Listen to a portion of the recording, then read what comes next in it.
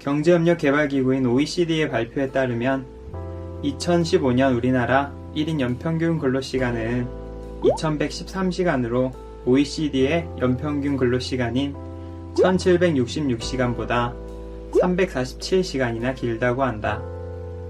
이는 전체 34개 회원국 가운데 두 번째로 근로시간이 긴 수치다.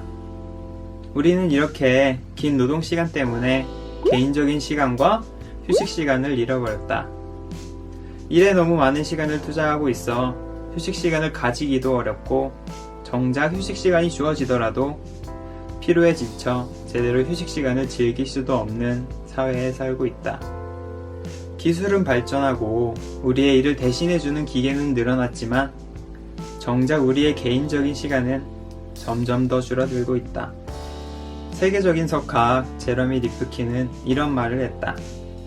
시간을 절약해주는 새로운 기술은 그게 어떤 것이든 우리 활동의 리듬과 흐름을 가속화한다. 결국 새 기술은 우리에게 더 많은 시간을 선물하는 게 아니라 일거리만 더욱 부풀린다. 미국의 경제학자 니콜라스 제오르 제스쿨에게는 자동 면도기의 악순환에 관한 이야기를 했다. 빠르게 면도를 하는 이유는 시간을 절약해 자동 면도기를 발명하기 위한 것이고, 자동 면도기를 통해 면도하는 시간을 절약하면 절약한 시간을 활용해 더 성능이 좋은 면도기를 발명하게 된다고 했다. 시간을 절약하기 위해 기술을 개발하지만 그 기술로 인해 우리의 시간은 더욱더 줄어드는 이상한 현상이 발생하고 있다. 그렇다면 우리는 언제 휴식을 취할 수 있는 걸까? 그리고 진정한 휴식을 즐기기 위해 필요한 것은 무엇이 있을까? 시간을 절약하기 위한 기술이 우리에게 여유 시간을 만들어주는 것은 아니다. 우리가 휴식 시간을 가지기 위해서는 새로운 것을 찾고 더 나은 대안이 무엇인지를 고민하는 것을 포기할 줄 알아야 한다. 그래야 온전히 지금 이 순간에 집중할 수 있다. 물론 이 순간에 집중한다고 무조건 진정한 휴식을 취할 수 있는 것은 아니다. 많은 사람들이 휴식 시간을 보내고 나서 오히려 피로가 더 쌓인다는 말을 하기도 한다. 과학 전문 기자인 슈테판 클라인은 진정한 휴식에 대해 이렇게 말한다. 중요한 것은 하루의 리듬을 스스로 결정한다는 느낌을 가져야만 한다는 것이다. 다시 말해서 우리는 자기 시간의 주인이 되어야만 한다. 진정한 휴식이란 그저 텅 빈 시간을 가리키는 말이 아니다. 자발적인 선택을 통해 하루를 스스로 결정할 수 있다는 느낌을 가질 때 진정한 휴식 시간을 가질 수 있다는 말이다.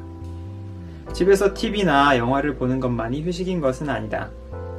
카페에 가서 책을 읽거나 운동을 하러 가거나 집 청소를 하는 것 모두 휴식이 될 수 있다. 자신의 결정에 의해 한다면 말이다. 안녕하세요. 도서관에 사는 남자입니다. 이번에 소개해드릴 책은 울리 슈나벨의 휴식이라는 책입니다. 제가 이 책을 읽을 때는 휴식이라는 제목의 책이었지만 최근에 이 책은 아무것도 하지 않는 시간의 힘이라는 책으로 개정되어 새로 출간되었습니다. 어떤 책을 읽으셔도 상관은 없을 것 같습니다. 책은 제목에서도 알 수 있듯이 휴식에 대해 이야기합니다. 우리는 왜 항상 바쁜지, 정보의 홍수 속에서 살아남는 방법은 무엇인지, 아무것도 하지 않는 시간은 얼마나 도움이 되는지, 진정한 휴식을 즐기는 방법은 무엇인지에 대해서 이야기하고 있습니다. 책에서는 우화나 실제 사례 등을 통해 휴식에 대해 이해하기 쉽게 설명하고 있어서 누구든 쉽게 읽을 수 있는 책입니다. 이 책의 포인트는 4가지로 정해보았습니다. 왜 우리는 점점 더 바빠지는지, 진정한 휴식의 의미는 무엇인지, 아무것도 하지 않는 시간은 왜 필요한지, 나는 무엇을 할 때 진정한 휴식이라 느끼는지. 책을 읽으시면서 이 4가지 질문에 대한 답을 찾아보시기 바라겠습니다. 그리고 책을 읽고 진정한 휴식의 의미에 대해 이해하는 것만으로 끝내지 마시고 어떻게 해야 휴식 시간을 잘 보낼 수 있을지도 함께 고민해보고 실천도 해보셨으면 좋겠습니다. 지금까지 울리 슈나벨의 휴식이라는 책을 소개해드렸는데요. 최근에 출간된 개정판을 읽고 싶으신 분들은 아무것도 하지 않는 시간의 힘이라는 책을 읽어보시면 될 것 같습니다. 책 내용에는 큰 차이가 없을 텐데요. 개인적으로는 아무것도 하지 않는 시간의 힘이라는 제목보다는 개정 전에 휴식이라는 제목이 더 마음에 드네요. 푹 쉬고 난 뒤에 더 피로를 느끼시는 분들이나 휴식 시간이 더 필요하신 분들은 이 책을 꼭 읽어보셨으면 좋겠습니다. 물론 요즘은 휴식은커녕 일자리도 잡기 어려운 시대라고 할 수 있는데요. 휴식 시간을 잘 보내야 스트레스도 풀리고 멀리 나아갈 수 있는 만큼 진정한 휴식의 의미에 대해서 다시 한번 생각해 보시고 제대로 된 휴식 시간을 가지시길 바라겠습니다. 이번 영상은 여기에서 마치도록 할 텐데요.